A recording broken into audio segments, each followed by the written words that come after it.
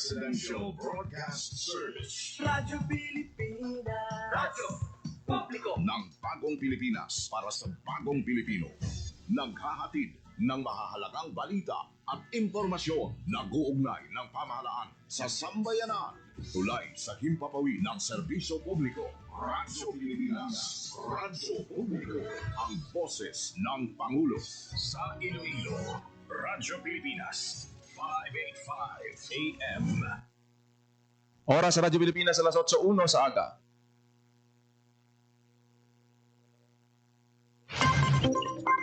Nagapanguna nga balita sa syudad, sa mga banwa, sa probinsya sa Iloilo, kagkaingon nga mga probinsya. Mga pananawon sa likod sa mga balita. Inyong mabatian sa Radyo Pilipinas Iloilo News. Mga balita nga magasugata sa inyong nga aga. Ginbantayan, ginsunod, gintipon sa Radyo Pilipinas Iloilo News Team. Gikan sa hulot balitaan. Diretso sa inyong palamatian. Yarian! Radyo Pilipinas Iloilo News.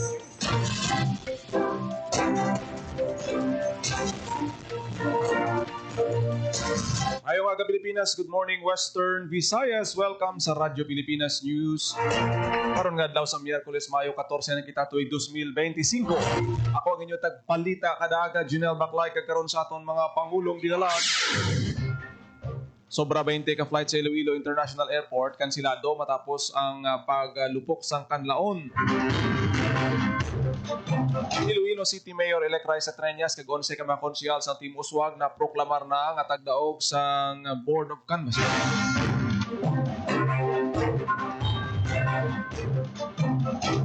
Kadalagan ng Iloilo City Congresswoman Jamjam Baronda, utod nga si Vice Mayor-elect Labla Baronda, naging kaming Councilor Shin Mabilog, ginproklamar man sang Board of Canvassers.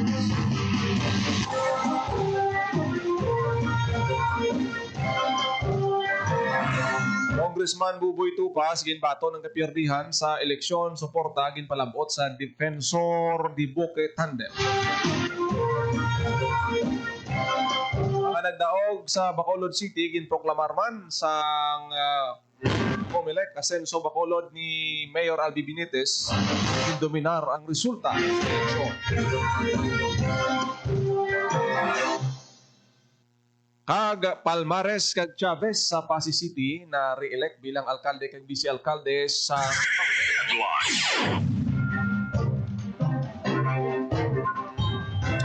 Oras sa Radyo Pilipinas alas 8:04 sa aga kag karon sa detalye na sa aton nga mga balita lokal. Pilipinas. Radyo Pilipinas News. Masobra sa 20 ka flight sa Iloilo International Airport ang ginkansila sa tapos ang paglupok sang Bulkan Kanlaon kahapon Mayo 13. Lakip sa mga flights nga kansilado ang mga eroplano na nagabiyahe Cebu Pacific Philippine Airlines ug Air Asia sa Iloilo Airport.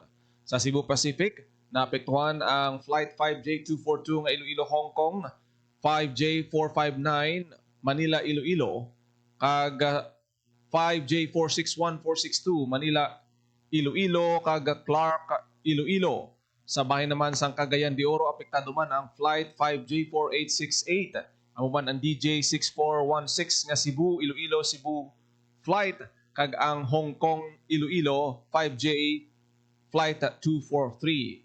Sa Philippine Airlines naapektuhan man ang Flight PR2388 nga Cebu Iloilo.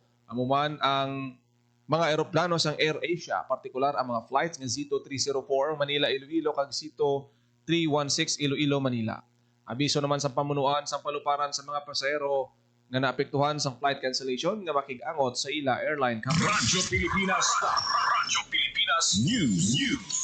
Formal na ginproklamar ang mga tagdaog bilang alkalde sa siyudad sang Iloilo, partikular si Iloilo City Mayor-elect Raisa Treñas Chu, kaupod ni Treñas ang 11 ka mga city councilor sa grupo sang Team Uswag na napilian sa natapos lang nga eleksyon. Sila ang ginalakipanan ng City Councilor Sedfrey Cabaluna, Migs Treñas, Alan Zaldivar, Lyndon Acap, Nini Dilaliana, Rex Sarabia, Mandrey Malabor, Johnny Yang, Romel Duron, Rodolph Ganzon, kag Frances Parcon. Upod man nga nagtambong sa proklamasyon si Iloilo City Mayor Jerry Treñas kag ing iya nga pamilya. Radyo Pilipinas. Radyo Pilipinas News. Itong kamaman sa Iloilo City Board of Canvassers ang kadalagan ni Iloilo City Congresswoman Jam Baronda, utod nga si Iloilo City Vice Mayor-elect Lavla Baronda, kag City Councilor Shin Mabilog nga kabahin sang Team Gugma. Ginhiwat ang official proclamation sa DepEd Jubilee Hall sa Mabini Street, Iloilo City.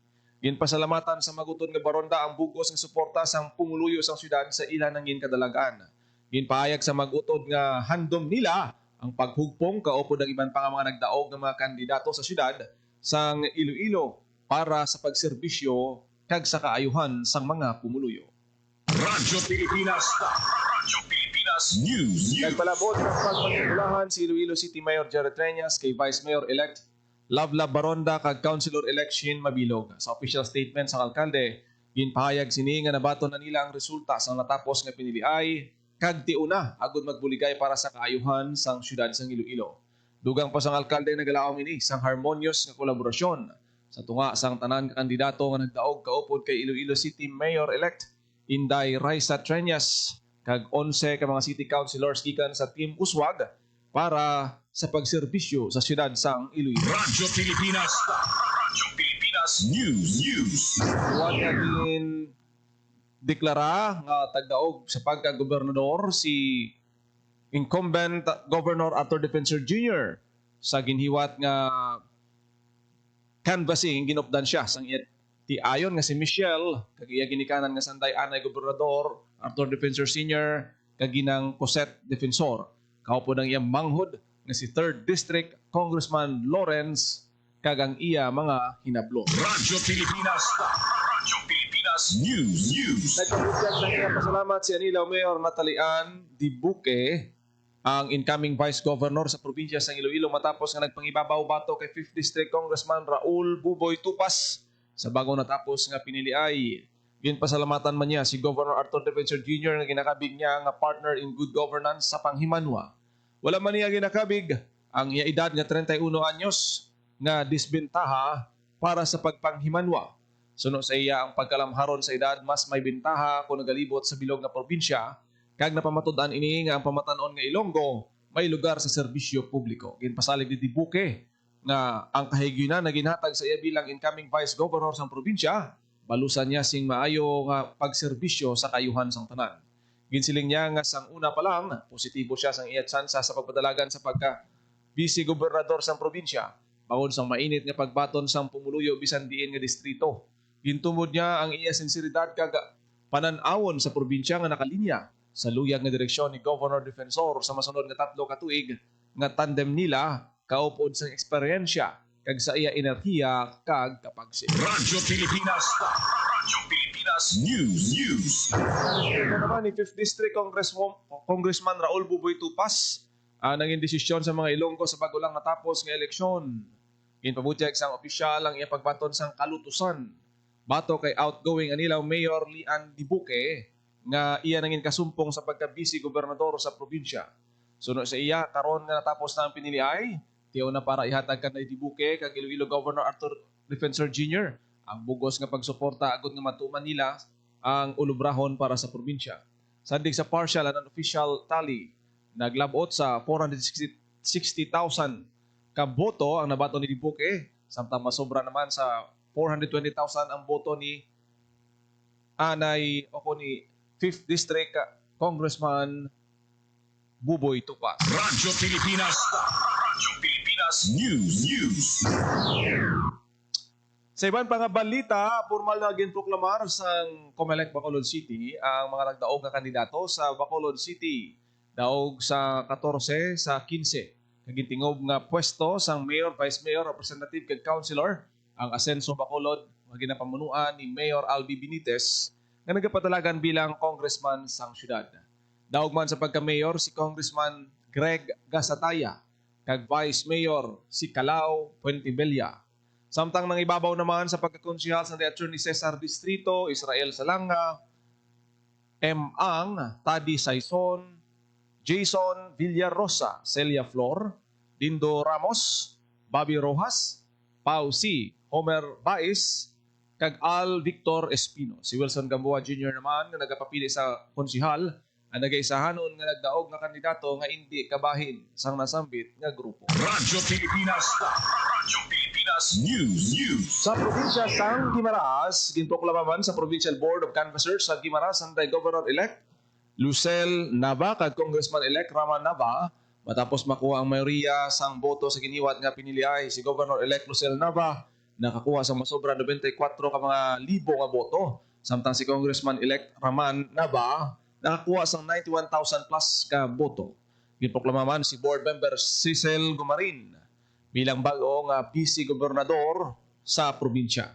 Madinilago naman sa pagka-board members sanday Ariel Zambarano, Romel John Edang, Art Cartel, kag Raymond Gavileño, nga magatiglawas sa Premier Distrito sang Guimaras, Felipe Nini Nava, Dr. Alex Arneta, Attorney Paul de la Cruz, kag Marilyn Edang, nga magarepresentar sa Segundo Distrito sang probinsya. Radyo Pilipinas. Radyo Pilipinas News. Sa syudad sang Pasig, na-elect bilang mayor, kag vice mayor sang syudad, ang Sanday Attorney Stephen Palmares kag Elicer Chavez. Opisyal na nga ginproklama bilang tagdaog ang duha ka mga incumbent official sang syudad bilang alkalde kag vice-alkalde kahapon nga adlaw.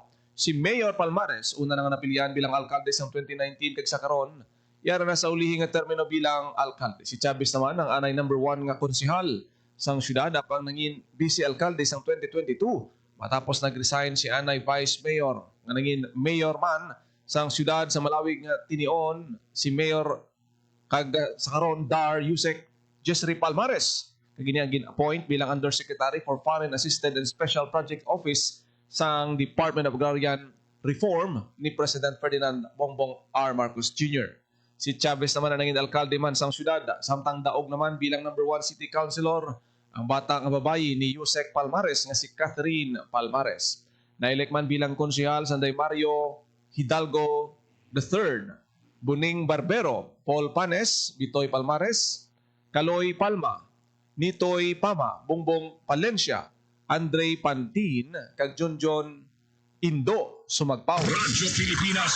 Radyo Pilipinas News. Duwat naman na nagpangibabaw ang pagsalig kag suporta kay Retired General John Onic Aying para mangin alkalde sa Banwa sang Sara sa ikatatlo nga pagpadalagan sa nasambit nga pwesto nakuha ni Mayor Aying. Ang 18,882 ka boto mas mataas sa 14,173 nga boto ni former Sara Vice Mayor Jess Salcedo. Kahapon formal na ginproklamar sang COMELEC ang kadalagan ni Aying kaupo ng iban pa nga nagdalaog nga kandidato sa Sara Iloilo. Si Vice Mayor liwat nga nagpangibabaw ang boto ni incumbent Vice Mayor Ryan Zerudo. Samtang nagdaog man sa pagkakonsehal sa Baby Tin Zerudo, Chichi Moico, Richie Chip Sigura, Kap Natoy Pastrana, Engineer Joseph Aying, Attorney Ray Canindo, Attorney Pat Alcantara, kag Ton Tidok. Radyo Pilipinas. Radyo Pilipinas News. Sa probinsya sang Antique, lim sa Gyapon ang magapamuno sa Banwa sang Kaluya Antique sa 2025 to 2028 nga termino. Ini sa tapos nga maproklamar bilang alkalde sa Banwa si incumbent Mayor Rigel Kent Lim sa boto nga 18,454 sa midterm elections. Vice-alkalde si Belfi Duran kag mangin kaupod sa konseho sanday Attorney Nobel Malistramon, Kier Domingo, Ria Domingo, Angelo Magtoto, Sarah Jane Hanayrio, William Pultino kag Brenda Hoxon nga mga SB members. Nagpasalamat naman si Lim sa mga nagasuporta sa iya liderato kag kandidatura sa Banwa sang Kaluya. Radyo Pilipinas. Radyo Pilipinas News. Banwa sa San Joaquin sa labing unang termino magapungko bilang alkalde sa Banwa sa San Joaquin si Attorney Joe Abad Lazaro Jr. Mga anay SB members kag SK Federation President sang Banwa. Ginlutos sang 34 anyos nga abogado ang iya kasumpong si outgoing board member Marcelo Valentin Sirag kag hinablos ni outgoing Mayor Ninfa Sirag Garin matapos makakuha ini sang boto nga masobra 15,000. Emosyonal nga nagpadulong si Lazaro sa munisipyo sang Banwa sandigad nga Martes sang kaagahon kag ginproklama bilang mayor-elect sang Banwa sang San Joaquin. Samtang daog naman sa pagka-vice mayor si Ivy Crespo Silibio. Magapungko naman bilang SB member sanday Los Sandoy, Kikay Sarinas, Taba Hituya, Gary Sikuban, Tali Santasera, Joey Siyasat, Attorney John Prado, kag Nenet Sicondes. Sa iya Facebook page, nagpasalamat naman si Sirag sa suporta nga iya nabaton kag nagpalabot sa iya pagtamyaw sa mga nagdalaog nga mga opisyal. Radyo Pilipinas. Radyo Pilipinas News. Sa probinsya ng Capiz, opisyal man naging proklama sa Provincial Board of Canvassers sa Hall of Governors ng Kapitolyo Provincial ng Capiz si Governor Ferdinand Otto Castro bilang gobernador sa probinsya ng Capiz sa tapos nga nagdaog sa 2025 midterm election sa probinsya. Nangindako ang abansi ni Castro batok sa anay gobernador nga si Esteban Evan Contreras. Si Castro nagpadalagan sa idalom sang Juan Capiz Local Coalition. Sa piyak kabahin, re-elected man bilang vice gobernador si James Magban. Radyo Pilipinas. Radyo Pilipinas News. Proklaman man sang Comelec, Iloilo bilang representante sang First District sang Iloilo si Doc Janet Garin. Upod niya si Mayor-elect Richard Garin sang miag-aw sang ginbayaw sang Comelec officer ang iya kamot. Kasunod sa naangkon nga kadalagan. Samtang opisyal man naging proklamar sang Comelec Iloilo si Joan Herminanda bilang SP board member sang First District sa probinsya. Si Rica Jane Garin naman nga bata na Representative Doc Janet kag Mayor Richard Garin ang kaupod ni board member Joan bilang board member sang Premier Distrito sa probinsya sang Iloilo. Radyo Pilipinas. Radyo Pilipinas News. Sa ibang mga balita, naglabot na sa siyam ang mga napatay sa dengue sa probinsya sa Iloilo karon nga tuig. Ini matapos nga may nagduga nga isa kabago nga dengue fatality sa probinsya sang Damlaglang. Ang napatay, 2 ka tuig ka bata nga babae gikan sa Sara, Iloilo. Sa datos sang Iloilo Provincial Health Office, una nga nagmanifest ang simptomas sang bata sang Abril 23 kay nagtaliwan sang Abril 27. Samtang naglabot na sa 1,605 ang kapilugan nga kaso sang dengue sa probinsya kag siya man napatay humalin Enero 1 tubtob Mayo 3. Ang nagtaas sa 84% ang kaso sini nga tuig sang sa 874 lang ka kaso sa pareho nga period sang tuig 2024. Radyo Pilipinas. Radyo Pilipinas News. Oras sa Radyo Pilipinas alas 8:19 na sa aga sa pagpangalagad sa Radyo Radyo Pilipinas. Pilipinas. Radyo Pilipinas. Kaagin nyo nabatian ang detalye sa mga nagapangunang nga balita sa pagpangalagad sa Radyo Pilipinas News. Subong adlaw sa Miyerkules, May 14, 2025. Sa dugang pangabalita kag impormasyon, i-follow lang, share kag i-like ang aton Facebook page Radyo Pilipinas Iloilo. Sa aton siniyang mga dugang nga mga balita. Kita ay takaron sa programa Iloilo Morning. Kada aga ko nagilamang ang inyo alagad ang inyo tagbalita Junel Baclay. Maayong aga Pilipinas. God bless Iloilo.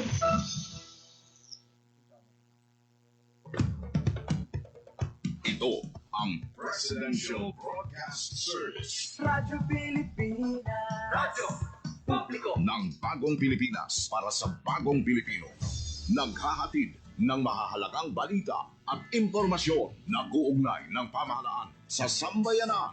Tulay sa himpapawi ng serbisyo publiko. Radyo Pilipinas. Radyo Publiko. Ang boses ng Pangulo. Sa Iloilo, Radyo Pilipinas. 585 AM.